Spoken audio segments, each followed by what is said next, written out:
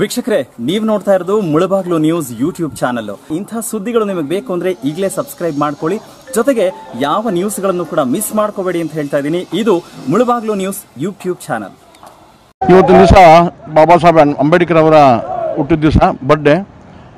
ಇದಕ್ಕೋಸ್ಕರ ನಾವು ಪೂರ್ವಭಾವಿಯಾಗಿ ಎಲ್ಲ ಚರ್ಚೆ ಮಾಡಿಕೊಂಡು ಇವತ್ತು ಮಾಲಾರ್ಪಣೆ ಮಾಡಬೇಕು. ಯಾಕಂದರೆ ಇದು ಒಂದು ಸಾರ್ವಜನಿಕ ಸಮಾವೇಶ ಆಗಲಿ ಏನೇ ಮಾಡೋಂಗಿಲ್ಲ, ಕೋಡ್ ಆಫ್ ಕಾಂಡಕ್ಟ್ ಇರೋದ್ರಿಂದ. ಆದರೂ ಅವ್ರು ಶ್ರದ್ಧಾಂಜಲಿ ಅರ್ಪಿಸಬೇಕು ಅಂದ್ಬಿಟ್ಟು ಇವತ್ತು ಬಂದು ಗಾರ್ಲ್ಯಾಂಡು ಮಾಡೋಕ್ಕೆ ಬಂದ್ವಿ. ಈಗಾಗಲೇ ಎಷ್ಟೋ ಜನ ಅಭಿಮಾನಿಗಳು, ಸುಮಾರು ಜನ ಬಂದು ಮಾಲಾರ್ಪಣೆ ಮಾಡಿ ಅವರ ಒಂದು ಸಂತೋಷ ಹಂಚ್ಕೊತಾ ಇದ್ದಾರೆ.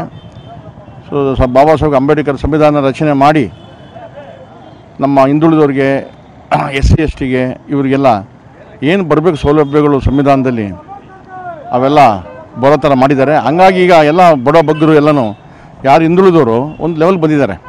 ಎಲ್ಲ ಮೇಲ್ದರ್ಜೆ ವರ್ಗದಲ್ಲಿ ಎಲ್ಲ ಮಿಕ್ಸ್ ಆಗಿ ಬೆರೆತು ಎಲ್ಲ ಒಂದು ಮಾದರಿಯಾಗಿ ಬದುಕ್ತಾ ಇದ್ದಾರೆ. ಅದು ಆ ಒಂದು ಕ್ರೆಡಿಟು ಬಾಬಾ ಸಾಹೇಬ್ ಅಂಬೇಡ್ಕರ್ ಹೋಗಬೇಕು.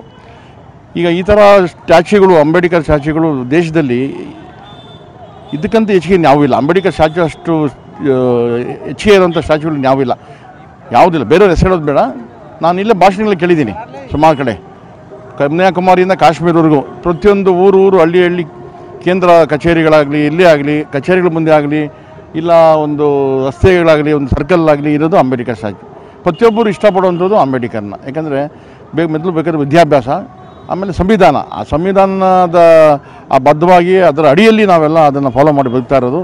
ಅದು ರಚನೆ ಮಾಡಿದ್ರಿಂದ ನಮಗೆ ಭಾಳ ಅತ್ಯುತ್ತಮವಾದ ಒಂದು ಸಂವಿಧಾನ ರಚನೆ ಮಾಡಿದ ಅಂಬೇಡ್ಕರ್.